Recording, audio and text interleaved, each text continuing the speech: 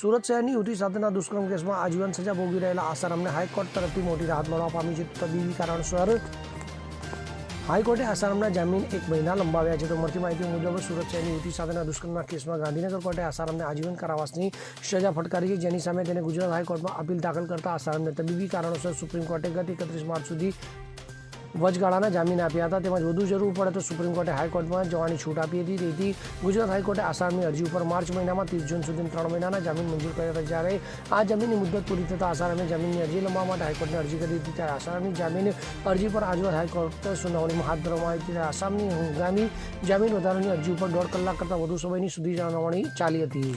તો સુનાવણી દરમિયાન આસારામે વધુ 3 મહિના જામીન વધારવા માટે માંગ કરી હતી. કે હાઈકોર્ટમાં ડબલ જજની બેન્ચે આ જામીન છેલ્લી વખત 1 મહિનાના જામીન લંબાવ્યા છે.